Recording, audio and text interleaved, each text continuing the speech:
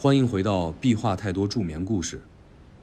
在诸多朋友的要求和建议下，本期故事为播放列表世界奇闻异事的第1期，感谢朋友们的厚爱与支持。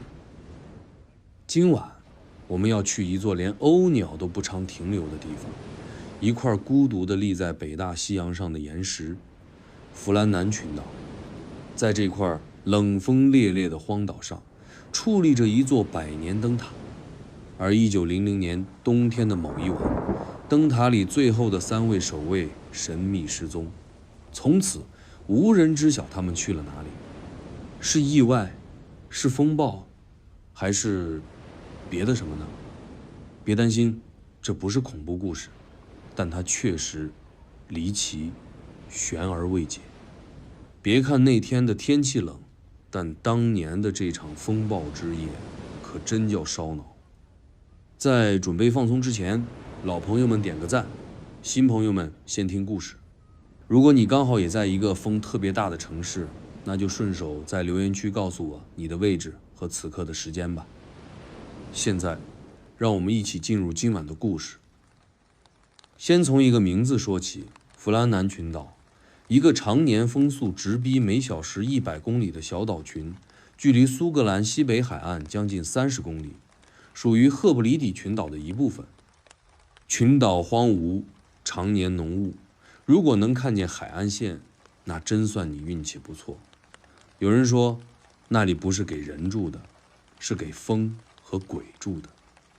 但偏偏在19世纪末，为了航线安全，英国政府强行在其中最大的埃雷恩摩尔岛上建了一座灯塔。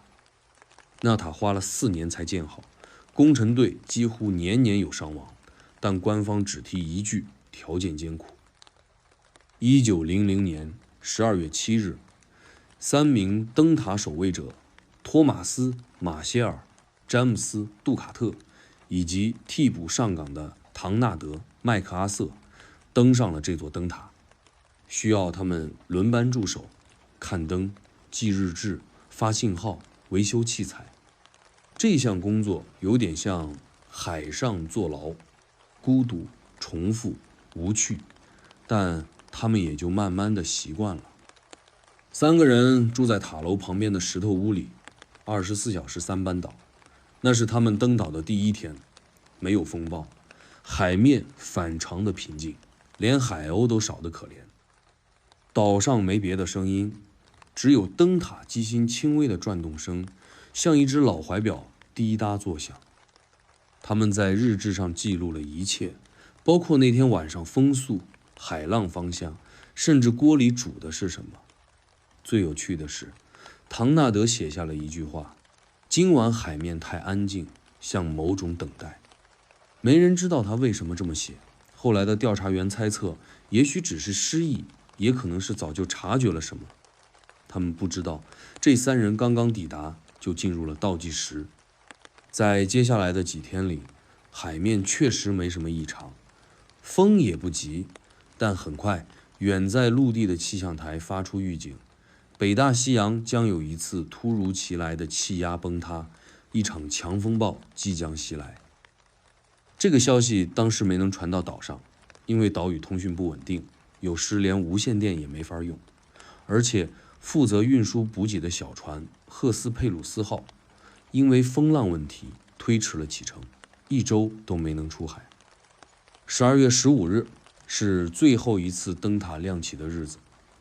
那天夜里，沿海渔船的船长们注意到塔光闪得不太稳定，有人说那是天气干扰，也有人说是人为操作出了问题，但谁也没多想。可就在第2天，塔光彻底熄灭之后，整整1周没有再亮过一次。按规定，灯塔不得熄灯超48小时，否则视为紧急事故。但港口的人都以为是设备故障，等风停了，补给船上去修就行了。但没人意识到，那1周已经没人活在岛上了。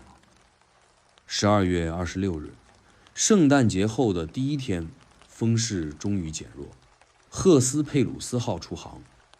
那是他们原本12月20日就该上的岛，如今整整推迟了6天。船长摩尔赫德带队靠岸，一行人登上灯塔岛，却发现没人迎接，这很反常。守塔人按规矩必须在小屋外等候迎接补给，尤其是延迟这么多天的情况下。上岛第一眼，他们就察觉气氛不对，空气太静，脚下水迹杂乱，门半开着，风吹着，哗哗响。小屋里没有人，饭桌却像刚吃过饭，茶杯还在桌边，一只椅子倒在地上，仿佛有人仓促离席。床单铺得整整齐齐，被子却少了一床。他们查遍整座灯塔和附属房屋，一个人影都没见到。灯塔内的油箱还有大半，照明系统没损坏，但没人点灯。日志停在12月15日那一页，写道：风开始狂了，杜卡特很安静，麦克阿瑟在哭。最后一行时间，12月15日中午12点，写的是海象在爬上岸。从这一刻起，这座灯塔成为一个谜团。3个人从此消失，没有信号，没有尸体，没有目击，没有挣扎痕迹，就像被风带走了一样。灯塔的日常生活听起来可能平淡无奇，但一旦置身其中，你才会明白，这种平淡其实是压抑的代名词。3位守塔人被安排在弗兰南灯塔轮值交替看守，每个人8小时。看守期间要确保灯火不灭，镜片不偏，油灯不枯。他们彼此都认识，也都算有经验，但并不是亲密无间的朋友。马歇尔是副看守，年轻，话不多，曾因暴风中护塔获奖。杜卡特是一位高级看守，老实、严谨，经验丰富。麦克阿瑟则是个临时替补，脾气急躁，据说有点情绪问题，但经验很是老道。他们上岛时带着10日干粮、换洗衣物和几本书，还带了2只狗作伴，但没有任何记录提到这些狗后来的下落。住处安排合理，灯塔旁的石屋分2间睡房，1间厨房，1间储物间，一切井然有序。看守们轮流做饭、打扫、写日记。晚上轮班巡查，每1小时都要记录风速、浪高和塔灯运行情况。按照规定，3人必须同时在岗，除非有人生病或发生突发状况，才允许下塔到石屋休息。这份工作吧，要求严格，而且单调的像困在一个无限循环的时间胶囊里。海风从不间断，潮声成背景，灯塔的咔嗒声和打字机节奏交织成孤岛上的日常交响曲。有人说，守塔久了会海脑，就是思维变慢，话变少，梦境变多，甚至会错觉听见有人敲门，但这些都没有证据，也没人太当回事。只不过当调查员翻阅12月初的日志时，隐约发现一种奇怪的氛围渐变。起初是马歇尔记录：岛上平静，京城浪大。接着是杜卡特写：夜里似有回音，不确定。再后是麦克阿瑟梦见石头裂开。这种奇怪的记录并不是一次性的，而是持续的断断续续的出现。比如他们曾提到岛的西侧某块岩石开始松动，但地图上那块区域从没标注滑坡风险。他们写过塔灯漏油，但检查时并未发现任何油迹。而麦克阿瑟特别提到一次海声里夹着呼唤声，他说自己以为是船只呼救，但望远镜里什么也没有。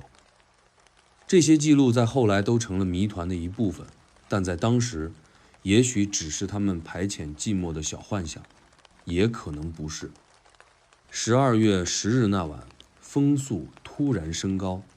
马歇尔在日志中写道：塔体轻微震动，杜卡特夜间巡视未归。下一行写的是：凌晨2点，他回来了，说听见塔外有金属敲击，但岛上除了灯塔本身外，根本没有金属设施。三人轮班密切，日志却开始出现空白时段，一些小时段根本没填写。按规定，这已经违反了操作流程。更奇怪的是，他们在厨房墙上钉了一张手绘地图，标注着不知名符号和数字，像是在记录某种规律。从12月12日起，麦克阿瑟写下多次“风中有低语”类似的句子，虽然语气平常，但出现频率让人不安。12月13日的日志写道：“灯光忽明忽暗，不知为何。可检测设备一切正常。”而那晚，他们集体在日志上签名，署名3人，像在确认什么事的共识。12月14日，日志写着：“今日海浪比昨日高近2米，石屋后侧土层下陷。”但登岛调查组并未发现后侧有任何地质变动痕迹，是他们看错了呢，还是什么原因？而那天夜里，塔灯短暂熄灭了近30分钟，日志没有记录原因，只留下了一句单独文字：“灯灭，风静，莫离港。”是谁写的？字迹不同于前3人，有些粗重凌乱，墨迹还涂抹过一小段，像是写完又反悔。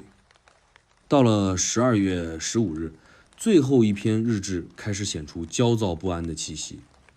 马歇尔写：“风声向哨，杜卡特整夜站在窗前。”麦克阿瑟补了一句：“他没睡。”接着是那行古怪的话：“风里有脚步，岩石在说话。”从这一刻起，再没有后续记录。整个灯塔静止在那个时刻，好像所有事情就在那一刻骤然凝固。调查员回忆说，那本日志在他们翻看时，书页边缘残损得厉害，像是被雨淋后风干，又重新压平，但天气记录却显示那几天没有降雨。这本应该是误差，但它成为众多解释不了的小事之一，而这些小事堆积在一起，就是谜团的边界。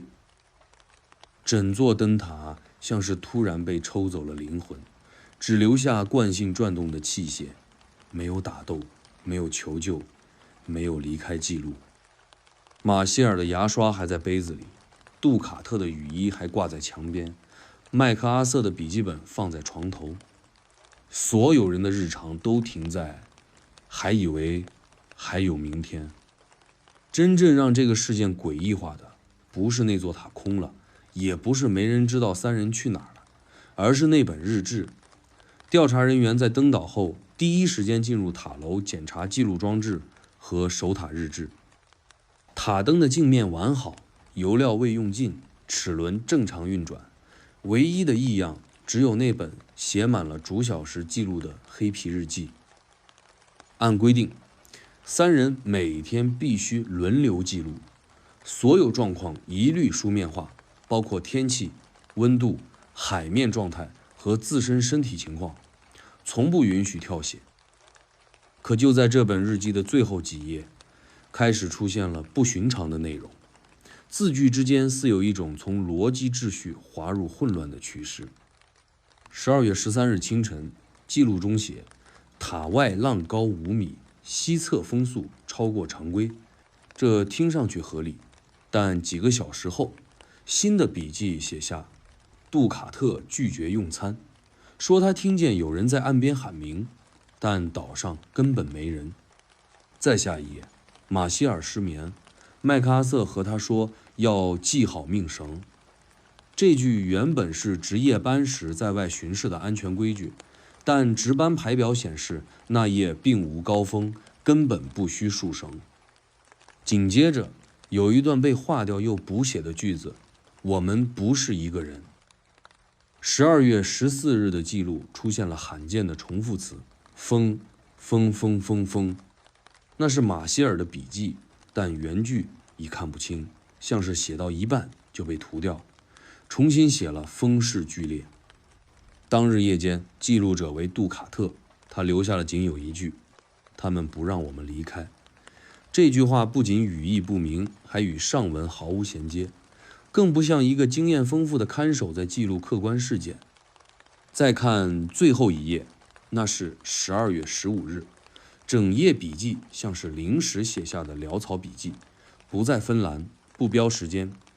第一行写风声像人在说话，第二行马歇尔整夜看塔灯，第三行我看到他站在悬崖边，他没回应。这句下方是一段涂抹过的墨迹，纸张有撕扯痕迹，后写入了一行不能离开岗位。末尾没有签名，没有时间戳，没有交接标志，然后日志就结束了。再之后的页码全是空白。调查组成员中，有人怀疑这是否是集体心理崩溃的前兆。一种理论认为，三人在压力之下产生了共享妄想，一种密闭空间中常见的精神状态。尤其是麦克阿瑟，曾有报道提到，他在之前一次海上任务中情绪激动，差点跳海。但问题是，日志显示最早有异常反应的是马歇尔，而杜卡特作为最高级别看守，并未干预，反而配合记录。再者，即便情绪失常，也不解释为什么三人会彻底蒸发，一个都没留下。还有一处细节被调查员重复提及多次，那是在塔楼1层楼梯下发现的一块木板，原本属于地面覆盖层，但被掀开了，下面放着一只金属小盒，内部空无一物，但边缘有手指摩擦过的痕迹。盒子上写着敬业，没有更多解释，没人知道是谁放的，它的存在没有被任何人提过。更奇妙的是记录消失现象，灯塔值班人员平时与陆地有定期无线联系，用摩尔斯电报与信号灯交替确认安全状态。可从12月15日夜晚开始，所有联系记录都断档。信号站反馈，弗兰南灯塔在那晚之后无任何回应，可查询设备却并未检测到发射故障。这意味着，从那天起，岛上并没有人操作通讯设备，也没有人试图求救或回应，就像他们根本没打算回应。官方报告里对此有明确叙述，该段时间内通讯记录缺失，初步判断为人为操作中断。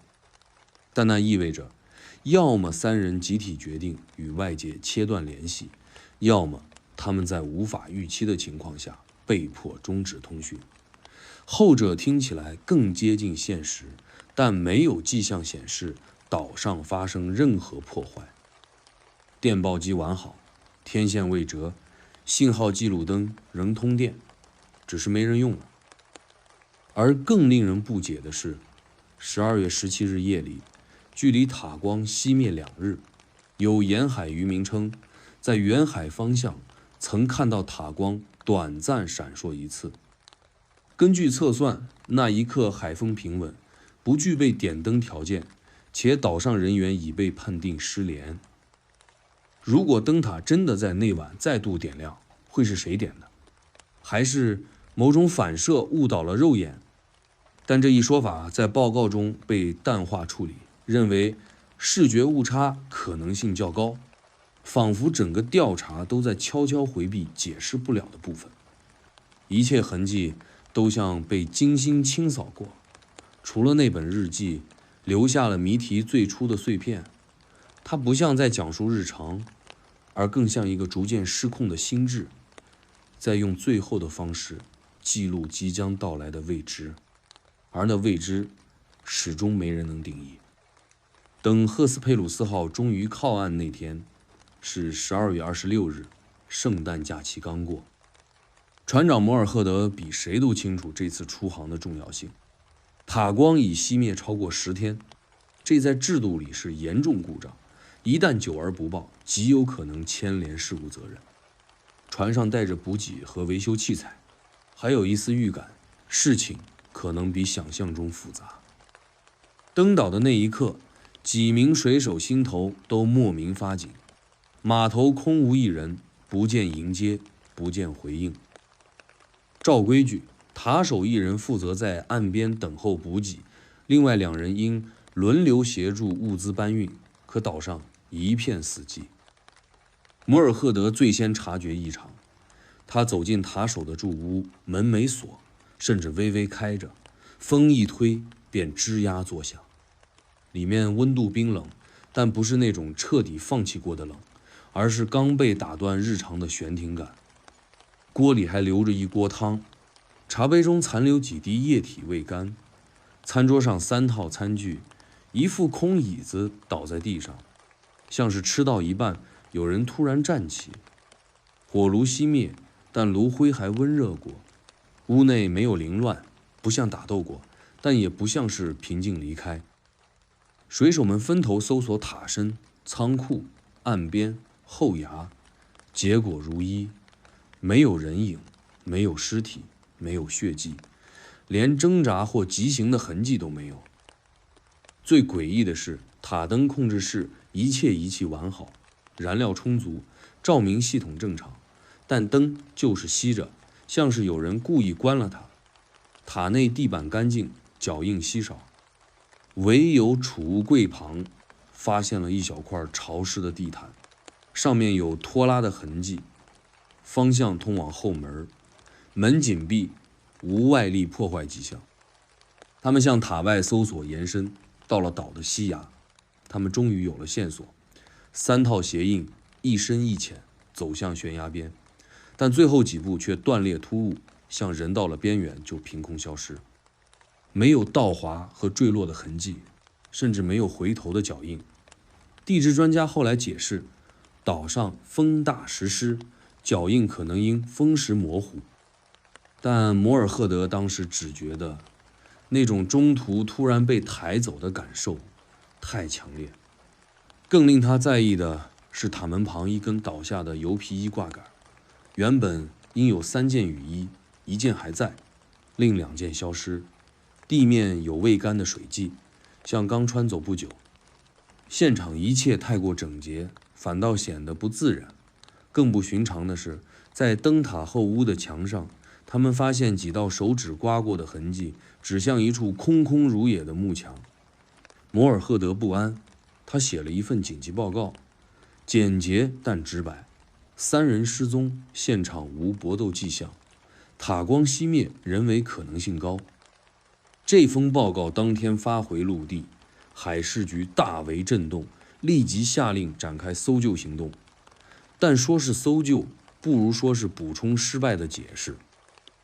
因为当晚有一段神秘电报传至信号站，只收录了一句 West wind rising, we are not， 然后戛然而止。那一瞬，没人敢确认这是否来自灯塔，但频率吻合，时间点就在船队离开岛屿后2个小时。消息走漏，港口渔民和教区居民议论纷纷。很快，一个流言开始蔓延：灯塔人没走，他们被带走了。有人声称，早在圣诞节当天夜里，他们沿海捕鱼时，曾望见岛上忽然亮起的塔光，一次微弱的闪烁后迅速熄灭。但调查报告中对此轻描淡写，只标注无可靠证据支持目击，似乎不想扩大不确定性。次日清晨，海事局官员约瑟夫·穆尔亲自登岛，他也是守塔人的直属上司。在那间熟悉的住屋，他发现了一样别人忽略的东西：一块木质象棋盘，棋子尚未收，3子并列，1子被掀翻，指向窗台。他说，他们没有争执，至少没争完。这句话被记录员照录，最终进入了调查文件里。官方调查用了整整2周的时间，出动船队数次将岛的周围海域进行打捞、探查和测绘，甚至动用了潜水员，但始终无一物可证明3人死于意外。没有衣物，没有工具，没有尸体。风浪如此汹涌，却连一顶帽子都不曾还回来。这个岛仿佛是有意的吞人。在最后报告中，官方只用了一个模糊结论：灯塔人员可能于风暴中意外遇难。但连这一句都不敢写得太笃定，因为所有人心里清楚，这次的意外没有符合任何逻辑。一个可以是失足，2个也许同去营救，可3个连反应的时间都没有，只能说明不是什么一步步发生的事，而是一个瞬间改变了一切。人失踪的事听多了，但失踪的这么干净的，历史上不多见，没有任何挣扎，没有求救信号，3个人如气体般从密闭空间中蒸发。调查人员最早试图从离岛逃走角度找解释，但所有线索都指向一个简单却可怕的事实：他们根本没有离开。岛上生活痕迹完整，时间静止在12月15日，仿佛那天午后有什么忽然按下暂停键。屋内摆设仿佛剧场布景，餐具3套，茶水未凉，壁炉残火，还冒着微弱气味。床铺收拾整齐，只少了3床被褥和2件雨衣。衣柜敞开着，1人份的私人物品空了，其余都完整。马歇尔的圣经未带，麦克阿瑟的护身符被留在了床头，杜卡特的笔记本没带走。这些人若是有预谋离开，不可能带得如此不齐。更关键的是，灯塔的操作系统、塔灯主控杆、备电池、点火盘全处于关闭状态，就像他们不是逃跑，而是关了灯，熄了火，平静地站起来走出门，然后永远没回来。调查者最困惑的是岛上的时间断点，从12月15日正午到补给船26日登岛，整整11天。塔光未再亮起，塔上也未有任何通讯。而这些人按训练流程，哪怕生病孤身一人，也必须每晚点灯，以防海上船只触礁。从未有过3人同时违反守则的记录，哪怕是风暴夜。于是有人怀疑，他们是否真的当时就出了事？有没有可能他们一直还在，只是处于某种极端状态下？可这问题很快被推翻。塔内唯一可供食用的3日配餐包未被动用，厨房日志停在15日早餐，之后无人填写任何一笔。风暴确实在那几天席卷北大西洋，但登岛当天风速早已恢复正常，岛上的房屋也没有明显受损痕迹。如果说3人是被巨浪卷走，为何现场如此整洁？连他们外出巡视所需的命绳都没使用痕迹。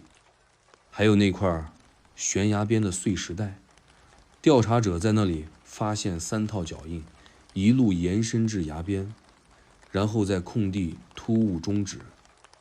一套脚印比其他深很多，像是有人用力踩地行走，而另2套较轻，甚至交叉混乱，仿佛3人原本走向某地，但途中有人突然改变方向，或被什么牵制。地面无挣扎，无折返，像是自主前往，又像是被引诱而去。还有一件细节令所有人不寒而栗，悬崖边有一块石头，独自突兀立于风口，原本不被注意，但在返航前，一名船员无意中望见石头表面有几道被风蚀得发白的刻痕，若隐若现，像是人用力气划下的简写，3个字母 DMM， 有人猜是3人姓名首字母缩写，杜卡特、马歇尔、麦克阿瑟，也有人说那是岛上某种记号。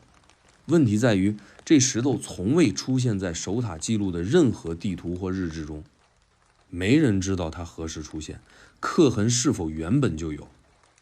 调查进入瓶颈，媒体开始注意这个案例。英国多家报纸以消失的守塔人弗兰南的雾影做标题，疯狂猜测。有记者甚至提出海盗袭击说法，或是外来绑架，但岛上并无船只靠岸痕迹，海面风高浪急，普通船只根本不可能接近，更没有留下任何攻击痕迹或人类活动的垃圾。于是推论越来越离谱，有人说是集体自杀，但未找到任何遗书或理由；有人说是海中生物，还有人甚至怀疑外星干预。当然，这些说法都不被官方接受。海事局仍坚持意外遇难，只是难以解释为何3个经验丰富的守塔人会在风力尚未极端的天气中放弃岗位、放弃灯塔，穿戴不全地走向悬崖，静静消失。最后的调查总结用了一个尴尬而模糊的表述：因不明自然事件，3人未能返回。听起来像答案，但实际上什么都没解释。正因为如此，这起事件才变得格外持久地吸引人们注意。它没有高潮，没有动机，没有线索，所有可被记录的事都安安静静地停在那一天。而真正的谜底就这样被一阵海风吹进了时间里，再没人找得回来。真正让人开始脑子发紧的是那片脚印，从岩壁到悬崖边，3人留下的足迹本该向风中笔画，淡出颜面，但它们竟出奇清晰，像被特意保留下来。调查组反复测量，确认每套鞋印尺码与3人一致，最大的一双属于麦克阿瑟，他的脚印较深，起始点从灯塔后门开始，呈直线向崖口移动；另一双是马歇尔，脚步略慢，呈交叉线。最诡异的是杜卡特的足迹，方向一开始与另外2人相反，随后拐弯，硬生生折回与他们会合，像是他本想去别处，却被什么临时唤回。这不是随便一走，是有目的地去某个地方，且非被动移动。调查者一度推测，是否其中1人出事，其他2人前去营救。但问题出在最后5步，3套足迹齐刷刷在崖口终止，无坠落迹象，无滑动拖痕，就像3人齐步走到边缘，然后就没了。没有失足的混乱，没有折返挣扎，像是崖下有什么让他们主动走了过去。更荒唐的是，那天风速并未强到能将人卷落。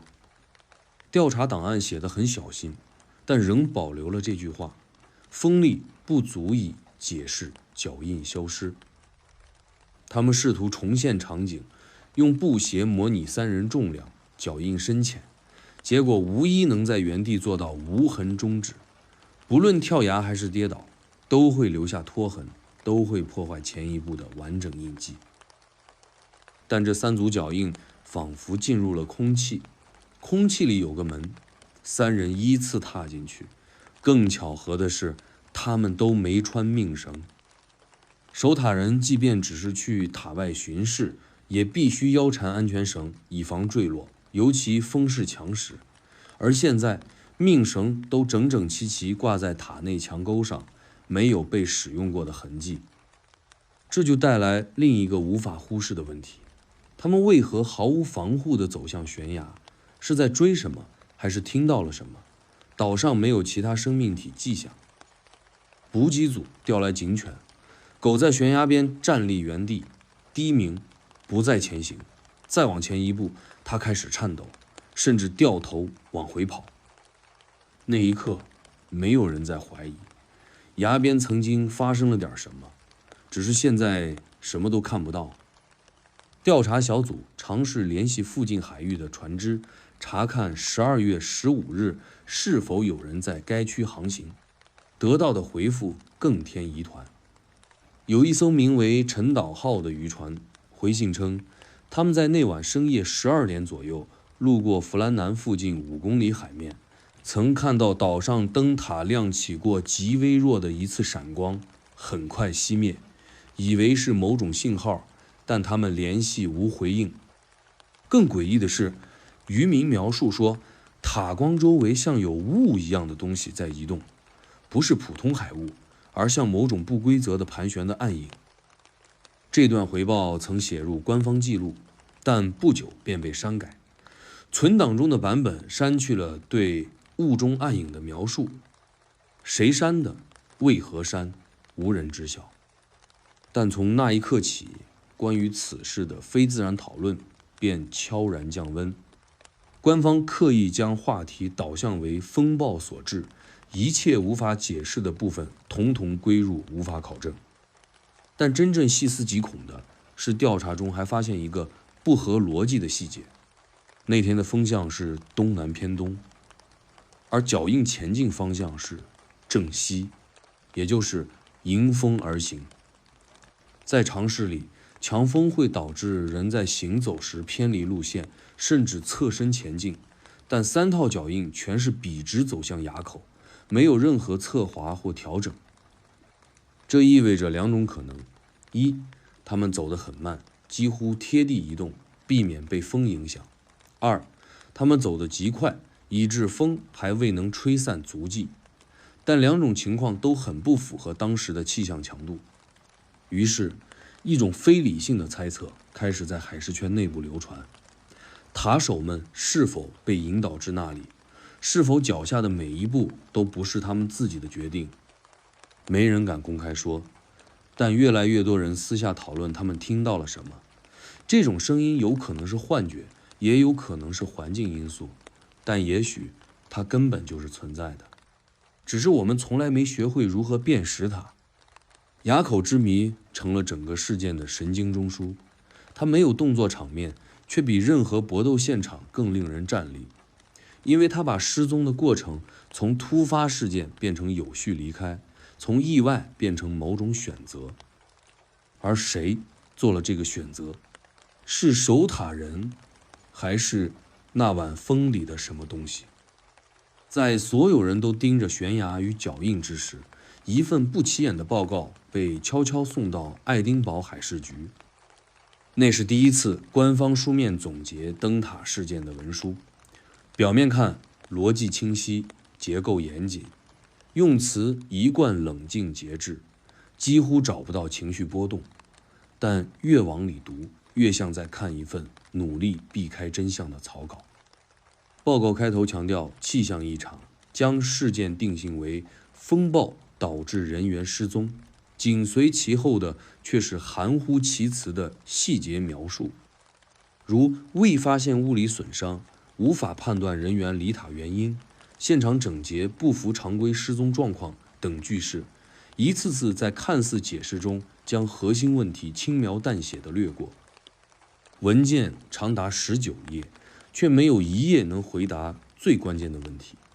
3个人在未暴风、无打斗、无船靠岸、无坠落痕迹的情况下，如何同时从岛上消失？更令人不解的是，报告特意避开了一系列已知异常，如那天夜里的塔光闪现、足迹中断、狗的反应，以及被发现的未寄信件等证据。尤其是在时间记录部分，官方选择性忽略了那几段写着风中低语、脚步声、塔灯自灭的日志段落，只留下天气数据和人员值班表，就像是要把整件事削成一场再平常不过的风浪意外。这一套说辞在内部会议中引发不满，特别是当约瑟夫·穆尔灯塔管理处的实地调查负责人提出异议时，他在自己的备忘录中写道：我们似乎不再追求真相，而是在编织一个可接受的故事。他的报告列出数项被有意忽略的细节，包括： 1. 塔灯并未遭风损； 2. 操作设备关闭得太整齐； 3. 通讯系统完好却断联； 4. 脚印方向与风速矛盾； 5. 3人性格各异，不可能同时选择离港。他认为这起事件必须视为非典型失踪案例，至少应该有进一步调查，但他的备忘录从未被采纳。反而在几天后，海事局发布了一份简化版通告，只用一句话总结整个事件：经查，3名守塔人员于1900年12月中旬在风暴中意外失踪。这句话被印在报纸、电报乃至公告牌上。如铁锚般钉死了公众对此事的理解空间，而穆尔的疑问则被归为个人意见。但这并没有平息人们的讨论，反而点燃了更大的质疑风暴。一些船员组织开始私下传播未被采纳的穆尔报告，一些细节迅速发酵成更大的猜测，比如报告中提到的塔灯异常熄灭。塔灯是多重保险设计，主电池组加备用油灯，就算一组失败，另一组也能维持10小时以上。而在事故发生当天，2组系统竟然同时关闭，且无机械痕迹，也就是说，塔灯不是坏了，是被人为关掉的。可谁关的？为什么关？又是谁下的命令？还有一项细节在穆尔报告中被反复提到，塔内墙面出现不明符号。调查者在厨房西墙发现用炭笔涂抹的一行歪斜文字 "Don't answer the sea"， 不要回应大海。这句话既像警告，也像临终留言，但官方报告里完全未提。莫尔认为这是3人最后状态的心理证据，说明他们遭遇了某种海洋中的意识干扰。但这一说法被上级驳回，理由是调查不涉及心理构建理论。此外，塔内还遗留一份未寄出的信，信封已写好地址，是马歇尔准备寄给在格拉斯哥的弟弟。信里语气温和，多谈日常，但最后几句内容让人读得后背发凉。最近几晚，我们都听见岸边传来说话声，像是名字又像风声。有时杜卡特会对着窗外发呆一整晚，说他梦见了倒着走的潮水。不知是风吹累了脑子，还是这地方真的有些什么东西。这些材料最终都没有进入官方档案，却在之后几十年间反复出现在研究者手中。历史学家伊恩·麦考利在他的一篇论文中评论道，官方报告极力维护事件的正常性，却在删减中留下了更大的异常性。他称这种处理方式为刻意制造可接受的不完整。事件就这样被一纸通告迅速盖章，档案归档，调查终止，灯塔人员更替，风继续吹，海面依旧波澜不惊。可所有接触过现场的人心里都明白，这里不只是丢了3个人，更是丢了一块真相，而那块真相就在崖边、塔灯以及海风的缝隙中永远藏了起来。在官方档案之外，还有一段被大多数人忽视的消失记录。塔台与外界的电讯通联，本该每隔12小时，守塔人就要通过摩尔斯信号与陆地站点确认塔灯状态。这项制度自灯塔建成以来从未中断，但在1900年12月15日至26日的11天内，这条通信链彻底沉没。而最耐人寻味的不是联系不上，而是原本该出现的通讯记录被抹去了。信号站的记录员约翰·肯特在接受内部询问时证实，灯塔在12月15日上午曾发出一次确认信号，一如往常，内容为塔灯正常，海况良好。但这份记录在之后的调查文档中消失了。不仅如此，12月16日夜间，他曾接收到一段极短的断续信号，节奏紊乱，内容难以辨认，仅能确认是灯塔频段。他曾试图回应，但没有得到回复。随后，他将这一异常记录写入了值班日志。但当穆尔在1月登岛调查期间要求查看这份日志时，却发现该页被整齐撕除，只留下一条边缘毛口。这意味着有人在调查之前进入过信号站，修改了文件。问题是，为什么？除非这段不完整的电讯传递了某种不能公开的信息。信号员肯特后来私下告诉友人，那段杂讯中他隐约辨别出3个单词：灯熄、海声、别来。他说也许是自己想太多，但从那天起，他总梦见一块孤岛。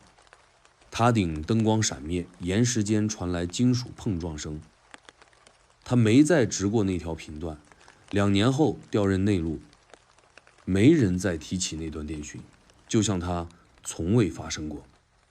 另一件被人为抹去的是那台塔上的无线发报器，它是当时最先进的型号，能进行低频短波通信，塔手可手动输入紧急讯号，装置位置在塔楼3层内侧。补给船登岛后检查发现，设备电源完好，接口无腐蚀，但操作键盘上覆盖一层不属于海岛的细灰粉，像是某种沉积物，又不像盐分风化。分析样本送回本土，却再无下文，至今无人知晓那是什么物质，只知道在灯塔之后的维修中，这台设备被更换处理，元件销毁。调查小组也注意到一个细节，电讯记录里3人从未使用求救信号，这不符合紧急行为逻辑。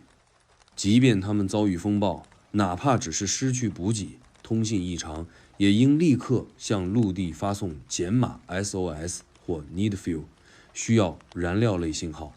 而塔上的一切设备都没动过，连备用电瓶都未启动，仿佛他们并不觉得需要被救援，又或者他们知道无人可救。最不可思议的是，塔灯熄灭时的那一瞬，根据附近渔船和远方航线数据，在12月15日夜晚10点42分，塔光曾短暂熄灭并重启，前后间隔仅3秒，然后彻底熄灭。这个闪一下再灭的动作，在操作手册中并无相应指令，无法通过一次按钮完成，这需要人工关闭再重新点燃。而在风暴环境中，此举极其危险。更令人不安的是，那一秒的光被2艘航线货轮记录在案，并在报告中注明，塔光呈现不规则光晕，似有干扰。调查方一度质疑是否有海鸟或碎片遮挡灯面反光，但复查镜头后并未发现任何异物痕迹。这种再亮一次的行为在船员圈被称为幽灵点火，指灯塔在已无守塔人情况下短暂发光，仿佛有人在用它向外界发送最后一次问候。官方从未认可此说法，但它开始在海员之间流传。也正因为这次幽灵点火，让人开始重新审视塔上的所有通联设备。一些信号监听者回溯录音磁带时，发现某些夜间频段曾断断续续传来重复节律，有点像旧式引航信号，却不符合任何已知频率逻辑。更怪的是，这些信号不成句、无对答，像是在不断重播一个不存在的请求。这些内容未能进入最终档案，却成为无数研究者追索的焦点。它们就像一串被切断的脐带，连接着那3人最后的行动。不是他们不想联络，而是他们早已知道，再怎么联络也不会有回应。而留在空气里的那几个单词，灯、息、海、生、别来，也许就是他们在消失前用尽力气对这个世界说出的最后话语。灯塔事件最具象征意义的一幕，始终绕不开那盏塔灯。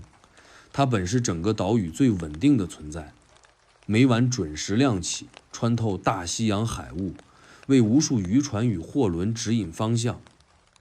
哪怕风再狂，浪再大，灯塔不亮，就等于告诉所有人，岛上出事了。而那一次，它熄了整整11天，没有一点征兆，也没有一点挣扎。塔灯的结构是机械与油火结合的复杂装置，光源由大块透镜聚焦，经螺旋反射持续旋转，发出周期性闪光。正常情况下，就算塔内出现事故，主光也能自动维持6小时以上，更别说还有备用油池、电瓶发电、感应点火3重保障。而在1900年12月15日那晚，3套系统同时终止，且无熔断痕迹，无线路短路迹象，无油箱泄漏，像是有人遵照操作流程一步步将它关闭。如果是故障，至少会留下尝试修复的痕迹；如果是风暴破坏，那肯定会留下结构损伤。可现场什么都没有。唯一可以确定的是，那一夜有人或者某种力量有意识地把它熄灭了。为什么？谁会主动关闭一座灯塔？这是守塔人受训时最明确的一条禁令。无论发生何事，灯不可灭，哪怕塔内失火、遇敌入侵，都必须先保光线。可三人没有求救，没有抵抗，塔灯就这么悄无声息地熄了下去。这成为后续研究的焦点之一。调查者尝试模拟现场关闭塔灯主电源，至少需要2步程序：先切断旋转结构，再关闭火源，需手动拧阀门2次，时间约30秒。如果那晚真是风暴引发慌乱，三人根本不可能有时间完成这么完整的流程，除非他们本就打算关掉灯，或者他们想关掉某样东西，刚好连灯也一并灭了。更扑朔迷离的是，那晚塔灯熄灭前的一次闪光。渔船记录中提到，塔光在熄灭前有一个诡异的光圈扩张，比平时亮度高出接近1倍。几位船员甚至说，就像塔里有人急着亮一下给我们看，然后才熄掉。这段目击被官方解释为海面湿度变化造成的光衍射现象，但显然没人真正信服。弗兰南岛并非首次出现这种最后一闪。据1897年塔灯值守记录，一名当时守塔人员便写道：曾于夜班中见塔光自增亮度后又快速熄灭，无风设备正常。他将其归因于镜片老化，建议更换，却被上级驳回。而那名守塔人1年后调离，不再回岛，临走时留下话：那塔不是照海的，是守门的。这句话在调查中一度被翻出，却始终没人敢写进正式报告。后来有研究者提出假设，弗兰南塔本质上就是一个封印装置，塔光是象征，更是某种阻隔装置。只要光还亮着，某种力量就出不来。这种说法当然无法证实，但确实令人深思：为何每次塔灯熄灭都会伴随不可解释的现象？为何偏偏在三人消失之夜，它不仅灭了，还提前亮了一下？灯塔维修记录也透露出一个奇怪细节：1901年塔灯恢复后，镜面曾多次出现反光异常。维修人员称塔灯亮得不均匀，偏向岛西侧，而这方向正是三人脚印终止的悬崖所在。技术人员尝试多次调整，仍无法解决，直到更换整组透镜系统后才恢复正常。而那组旧镜片如今下落不明，据说在运输途中遗失，文件中未留下任何处理记录。还有一个细节被后来历史学者注意到：1902年新一轮守塔人换班时，有位年轻看守在塔灯启动前悄悄在墙上刻了一句话：光亮不是为了人类，是为了挡住某种东西别回来。这句话被当作玩笑，但1年后该守塔人辞职，未给理由，此后终身不再接近海岸。塔灯熄灭不只是机械停止，它像一道封印被掀开。那一夜，弗兰南岛失去了它最后的屏障，而那个光灭后再也没回来的人，不只是3位守塔人，还有一个永远回不到正常解释范围的世界边界。它曾短暂被照亮一下，然后又黑了。越来越多的人意识到，这件事没法只靠技术手段解释。塔、灯、脚印、通讯、日志都查过了，可每一项都像谜面，没有谜底。而就在这种查无实据的状态下，人们终于开始转向一个最原始的方向：当地人的记忆。弗兰南群岛虽荒凉，却并非从没人来过。早在灯塔建成前，这些岛屿就被沿海渔民称为海上的禁地。不是因为风急浪大，而是因为这里住着不该被打扰的东西。最早的传说可以追溯到公元8世纪，当时的修道士圣罗南曾短暂居住在弗兰南，后来突然迁离，留下唯一一句话：我听见了石头在唱诗。这句看似诗意的句子，在许多民间版本里逐渐异化，变成岛上的石头能说话，风能模仿人声，海会记住名字。久而久之，这些故事就变成了告知孩子的警戒：别去那个岛，风会认得你。尤其是埃雷恩摩尔岛，也就是灯塔建造的那块主岛，被称为三阴岛，意思是风声、潮声、时声不会重复，永远变化。当地渔民有句俗语：风从三阴岛回来时，不是你听懂了它，而是它记住了你。没人能确切说出这是什么意思，但凡是靠近这座岛屿的渔船，大多会挂一枚铁符，刻着圈圈绕绕的图样，被称为风风扣。问他们这是干嘛用的，答案都一样：挡住耳朵。更离奇的是，早在灯塔建成前几十年，英国皇家海图局就曾计划在该岛建造军事观察站，项目仅存3个月便终止，理由是岩层不稳，但地质报告却从未公开。流传下来的只有一个说法：前去勘测的军官夜里全员搬出岛外，临走前烧毁了半边营地。没人知道他们听见了什么，只知道从此该岛在皇家地图上被标注为非优先开发区域，直到后来的航线调整才被重新启用。灯塔建成后，最初几任守塔人都有过类似回报。他们称夜里常听见塔外有滴水声，但地面干燥，找不到水源。也有人说，有时塔体会轻微震动，像有人在外面沿墙走动。还有人写信回家说，风吹窗时好像在低声念名。这些现象都未被官方采信，被归为孤岛心理效应。人在长时间孤立状态下对自然声音的错听和放大反应。但所有传说汇聚到一点：弗兰南的风不只是风，它是一种有记忆的存在。苏格兰北部民间故事中常提到风灵，一种非人非鬼的海岸之灵，它不主动伤人，但能模仿人声，引你走向大海。有人信，有人笑，有人避而不谈。而这一切最诡异的证据，竟然藏在灯塔失踪事件后，调查人员无意间翻出的旧档案里一份1895年未署名的工人日记，记录了灯塔建设期间的一次意外。当时有3名工人在西岸岩层固定吊装装置时突然失足跌海，天气良好，他们中的一人被救起，浑身发抖，重复一句话：他们叫我。问是谁，他只摇头说：风叫我的名字，我以为有人在背后喊我。建塔队长将此事上报，但未作处理。那位生还者1个月后辞工，从此再未靠近海岸。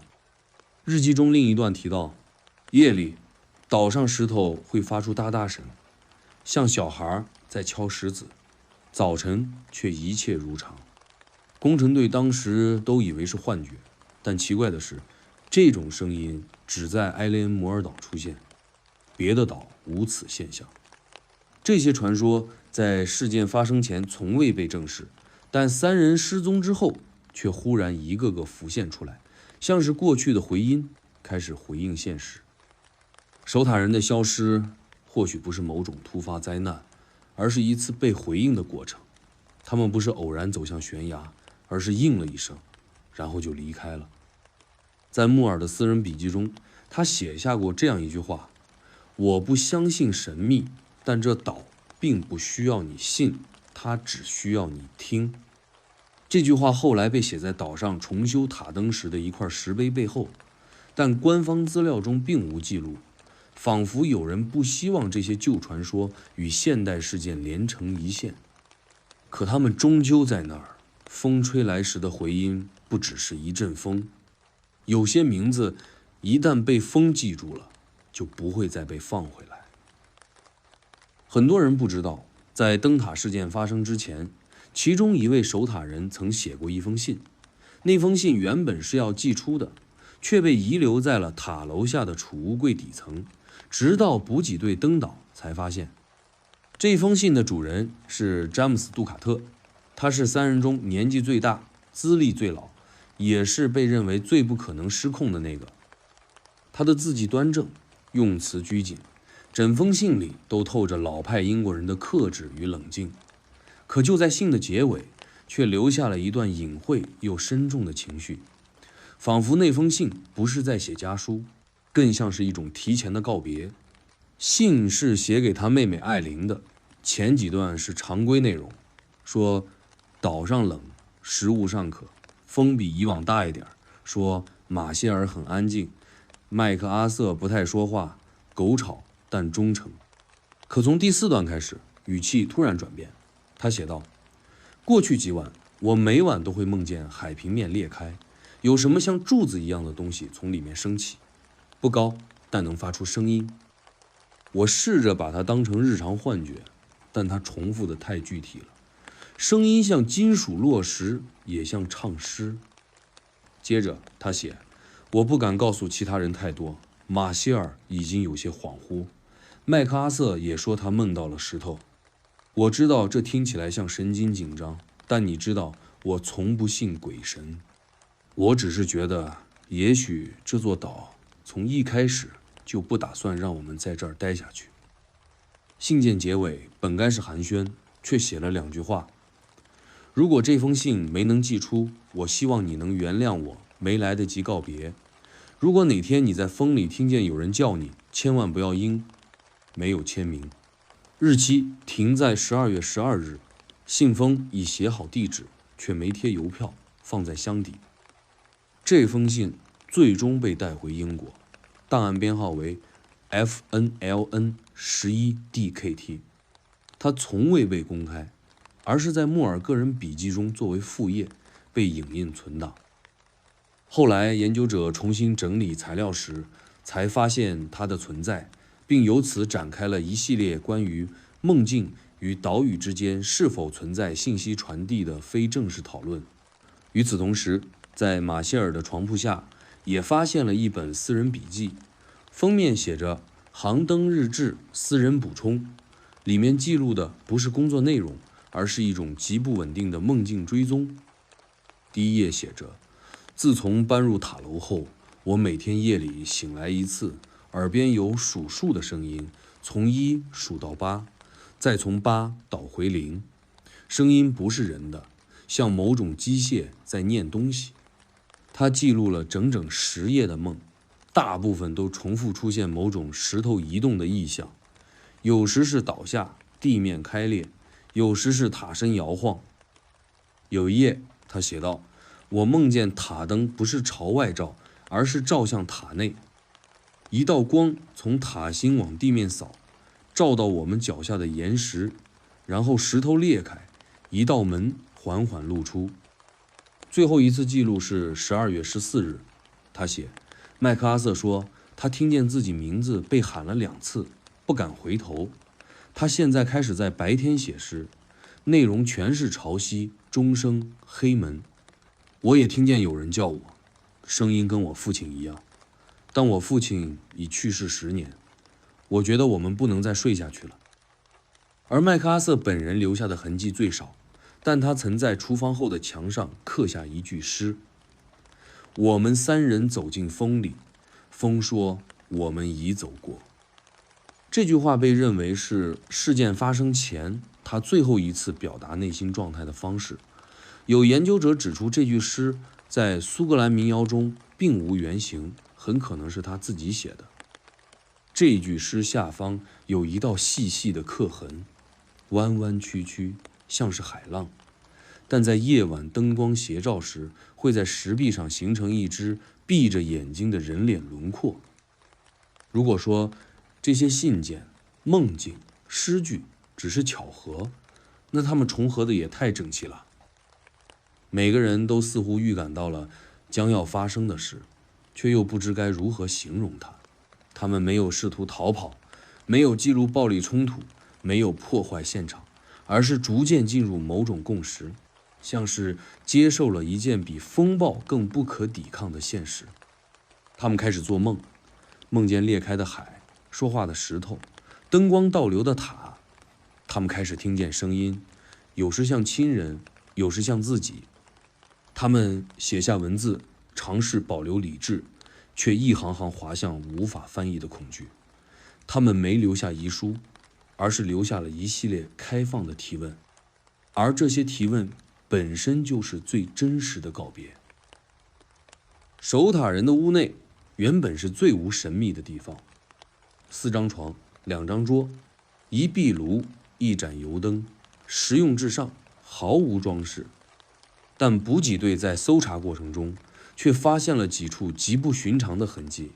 首先是卧室墙角一块石灰墙皮剥落的位置，露出底下粗糙的岩壁，其上刻着一组并非英文字母的符号。它们像古老的北欧文，也像航海图上的风向标，排列不规则，但反复出现3个图案：一个闭眼的人脸，一组逆向的数字，一道横线贯穿直立的椭圆。这些符号的具体意义至今未解，但有一点非常明确，这不是一时兴起的涂鸦，而是有人在反复描刻，线条深浅不一，边缘有磨石打磨痕迹，部分甚至嵌入岩缝。最令人在意的是，椭圆形图案下有一行用苏格兰盖尔语写的小字，意思是我们不是孤单的。在那间厨房的储藏间内，还有一面幕墙背后夹层，被拆除时发现夹着一小页被烧过的纸，上面写着7个名字，前3个依稀可辨，是马歇尔、杜卡特、麦克阿瑟，后4个已经看不清，纸边焦黑，字迹微融，有点像水火交叠后留下的痕迹。有人猜测这是某种名单，或是一种仪式前的签名纸。而在名字下方，用炭笔勾勒着一枚简单的眼睛图样，中央没有瞳孔，像闭着，也像注视。与此同时，塔楼内也发现了刻字，在主灯操作台下方的金属支架上，有人用螺丝刀划过一行小字：风里有眼睛。这句话被记录在调查文件中，但官方解释为精神紧张下的幻觉式表达，莫尔却将其标红，作为事件核心疑点之一。他认为此类言语和墙上的符号、日志、意象形成呼应，暗示守塔人集体处于某种持续性的心理感知干扰状态。但真正让人无法忽视的是最后一件被发现的物件，它被放在主卧的木箱底层，裹在旧帆布中，布上写有“勿动”2字。打开后，里面是一块椭圆形石板，约巴掌大小，质地非岛上常见的花岗岩，也不是沉积岩，更接近火山熔岩，表面不规则，却反射微光。石板中心有一个刻得极深的凹槽，形状如一滴倒置的水珠。地质学家无法判断石板来源，也无法确认其是否属于岛屿本体。有一种可能是它来自很久以前就被遗弃在岛上的某种遗物，但问题是，谁把它包好，藏进木箱？更离奇的是，在穆尔个人的手写记录中，他提到在岛上最后一晚，梦见自己站在崖边，眼前就是那块石板，风从石板凹槽中吹出，像是有人在叹气。后来他带这块石板离开，却在返航时突发高烧，回岸2天后写下遗言式笔记。我现在终于相信，他们并非离开，而是被带走，不是走下塔，而是沉进塔底的某个地方。他很快从病中恢复，却再未踏足海岛。事件渐渐淡出公众视线时，还有一件被大多数人忽略的小事。1901年初，岛上塔灯再次启用。新任守塔人中有一位在职业后向总部递交了一份私密信函，内容只有一句话：每当夜深无风，塔墙内会有微响，像是有人用指甲轻轻刮墙，一下一下重复节律，不急不缓。信件并未获得回应，也没有进一步记录，但这种轻响在后来几十年的塔守报告中断断续续出现，从未彻底消失。这意味着什么？是幻觉？是风？是海鸟？还是墙内真的有某种残留的回声？没有人能确定。但越来越多的碎片暗示，这三人并非凭空消失，而是以某种我们无法理解的方式被接走了。他们留下的不只是诗，不只是梦，不只是没寄出的信，还有这些被刻进墙、写在纸、藏在夹层里的提示。而这些提示就像一个个伏笔，指向一个未曾被讲出来的故事核心。那故事藏在塔底，藏在石头里，藏在风的背后。只要你稍微靠近一点，它就会低声告诉你，他们的名字不只在名单上，也刻进了这座岛本身。风，照理说只是空气流动，可在弗兰南，它像是活着的。调查接近尾声时，莫尔留下了一句颇具意味的话：这里的时间不是线性流动的。这听起来像哲学感慨，可他不是在谈抽象概念，而是在描述实际观察。因为在对灯塔日志和机械设备数据的逐行比对中，他们发现了一个令人坐直身体的问题：时间不对劲。从12月13日至15日之间的记录中，塔内所有机械表与手动计时器之间存在误差，最多相差5小时，最小也有15分钟。照理说，风暴再强，机械出错可以理解，但手写记录为什么也乱了？尤其是日夜更替时间线，在守塔日志中与当时天气局的日出日落数据完全不符。最夸张的是12月14日那天，日志上写下午4点海面全黑，可根据纬度，那天应在5点20才入夜。塔灯自动时钟本应每日固定走动，但在12月15日0点后走慢近1小时，却无任何机械故障。调查员一开始认为是人为记录混乱，或是精神压力造成的误写，但后续检查发现，连塔内潮汐测量仪的记录图谱也出现错位，浪高曲线提前近半小时抬升，与现实潮汐发生脱节。如果只是一种误差，还可以归入天气影响，但当多项独立记录同时偏移，并且都向提前方向集中时，问题就不仅仅是风暴或设备了。莫尔在报告中写下这样一段：我们或许不再讨论一次单纯的失踪，而是一次时间断层事件。那3人也许不是走出去，而是从我们的时间线上掉了下去。这话写出来时，他本人都犹豫过，因为他听起来太像小说，可事实却越来越靠近这种可能。不仅如此，登岛补给队员在塔楼内休息时，也有过短暂的时间感异常。一名年轻水手声称自己在巡视塔楼2层时，听见楼上有人说话，以为是同伴，便上去查看，但楼上一片安静。他下楼质问时，却发现大家说他上去不到1分钟，可他分明感到自己在楼上转了一圈，起码5分钟。后来其他2人也表示，在塔内同一位置附近，总觉得声音会跑，明明人说话在身后，回音却从正前方传来，像空间有某种褶皱。再者，那几晚海上的目击也与时间不符。有一艘远航货轮报告，12月15日夜间22点48分，曾远远望见塔光，但据推测，塔灯早在22点30分前已完全熄灭，误差18分钟也许只是错觉。但当时船员用的是船载天文定位仪，精度极高，不太可能记错。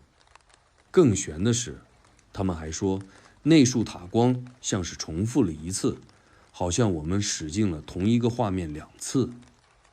种种迹象让穆尔不得不提出一个激进假设：弗兰南岛某些区域在特定气候、特定时间段内可能存在一种时间漂移现象。这种漂移不会剧烈扰乱物理规则，而是像一层极薄的膜，把某段空间暂时脱离正常时间流速，就像你还站在地面，但你脚下的那块地已经不属于这个时钟体系。这种假设乍看无凭，但随着更多数据比对，它开始具备一定说服力。特别是那块塔下的老式挂钟，在12月15日后停止运转，被修复人员发现指针停在3点17分，而日志却显示他们在3点45分仍有记录。可能是有人篡改了时钟，但更可能是那段时间的流速与外界不同。他们感受到的45分钟，在钟的眼里只有10几分钟。这种感知与时间错位的现象，在海员报告中并非首次。许多老水手提到，在靠近北大西洋某些区域时，会有风逆、生混、钟慢的现象，有的甚至说自己看见过过去。当然，这些传说从未被主流科学承认，只被归为长时间航行所致的疲劳幻觉。可当这种现象开始同时出现在文字记录、机械数据与人类感知3条线上时，就不能再轻易归类为幻觉了。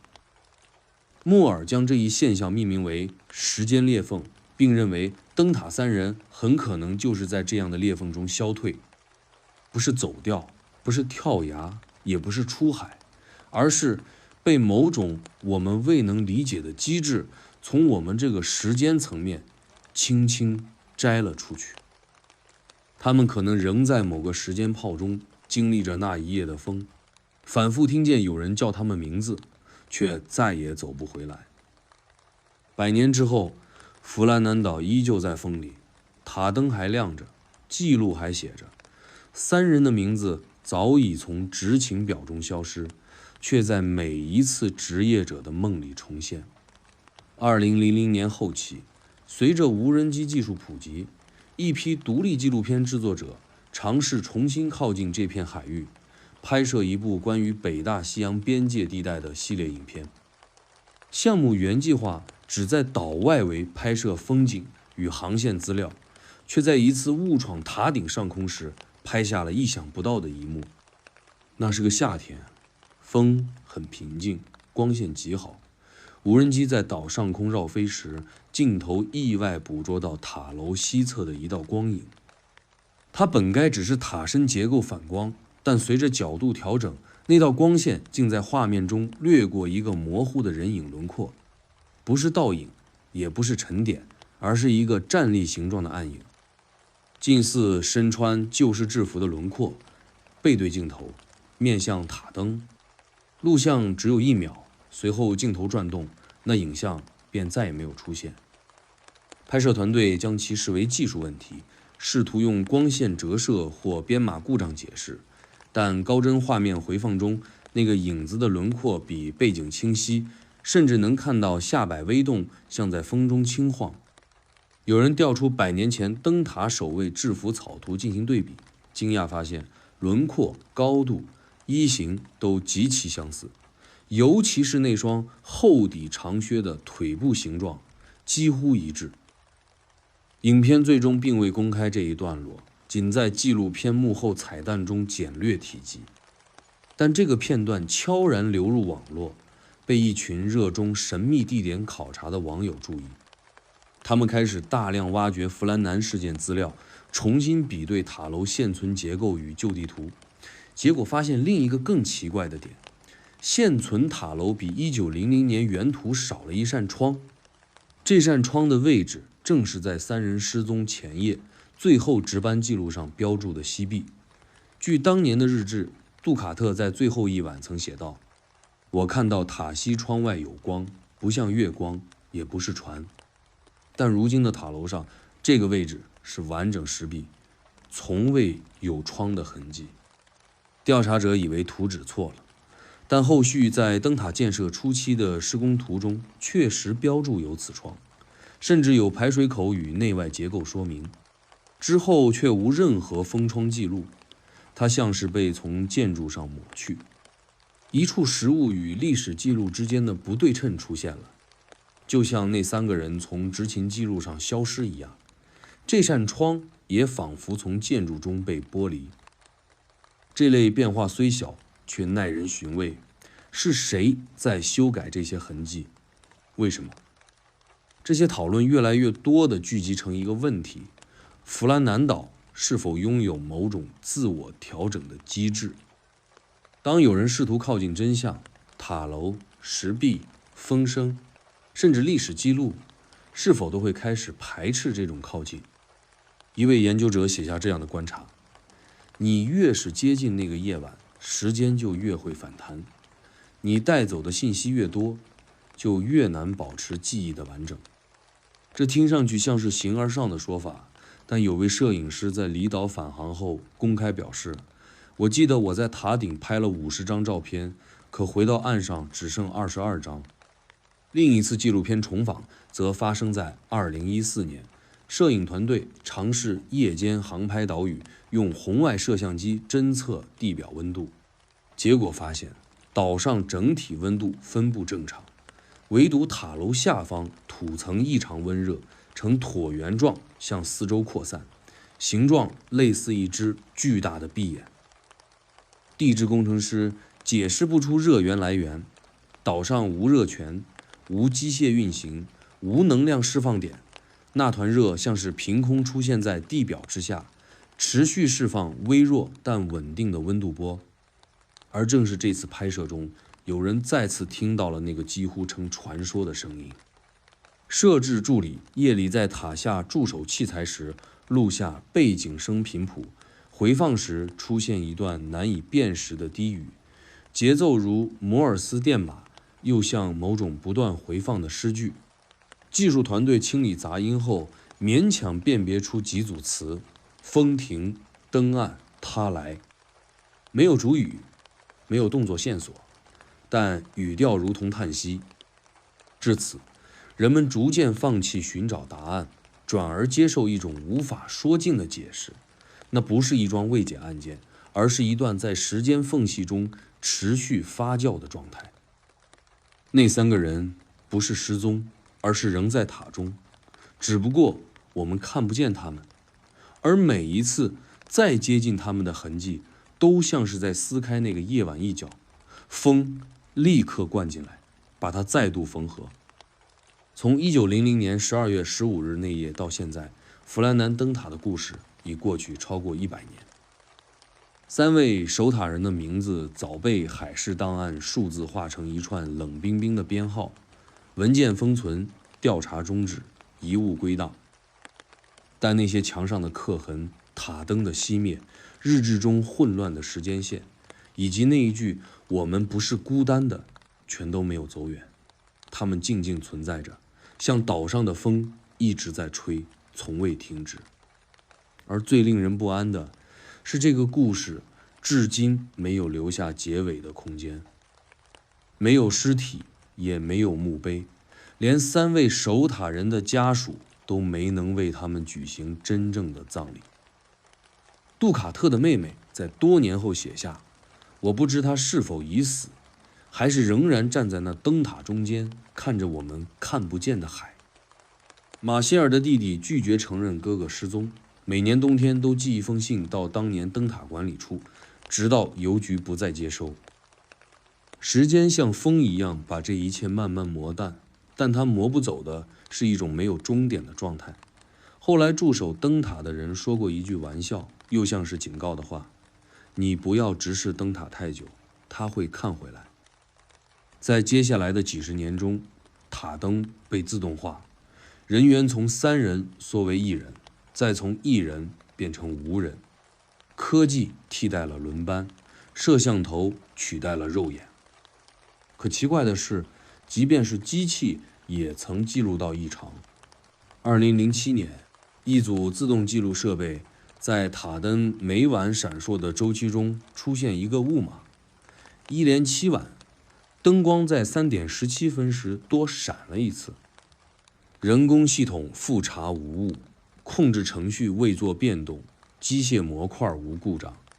这一数字引发老海员的注意，他们翻出100年前的执勤表，发现马歇尔最后一次记录也是在3点17分，那个时刻被认为是他们3人最后留痕的节点。如此巧合，如此精确，让人不得不承认，某种连结仍在延续。也正因此，灯塔从未再被完全关闭。即使在最节能政策执行的年份，即使在设备全面转型后，弗兰南灯塔仍保持夜间不间断闪光。哪怕航线早已改变，哪怕这片海域几乎已无渔船通过，人们问：还有谁需要这座灯塔的光？答案没人说出口，只有一位老技师说：塔不亮，他们可能回不来。他们是谁？是那3位守塔人，还是那夜风里曾低语的存在？没人清楚。也许是两者皆是，也许他们早已合为一体。3个人的身体或许早已沉入海底，但他们的意识、痕迹、声音却像被岛屿吸收，成为那片岩石、那圈塔灯、那道每夜准时闪烁的光。有人说，这座塔不是给人用的，而是给那些还没回来的人看的。他们仍在风中迷路，需要一盏光指引方向。而这光不能熄，因为一旦熄灭，就等于那晚又要重来一次。于是塔灯一直亮着，不为船，不为人，只为一个永远不会出现的回航。也许我们永远无法解释那夜真正发生了什么，也许那3人不需要解释，他们只是在某个我们未能感知的层面做出了一种我们无法理解的选择。我们以为他们失踪了，其实他们只是走进了一个我们没有地图的地方。而灯塔只是留在岸边的记号，提醒我们曾有人存在，曾有人回应，曾有人站在风中点亮过光。梦里如果听见风声，不要怕，那不过是另一个世界里的人正看着灯塔的方向。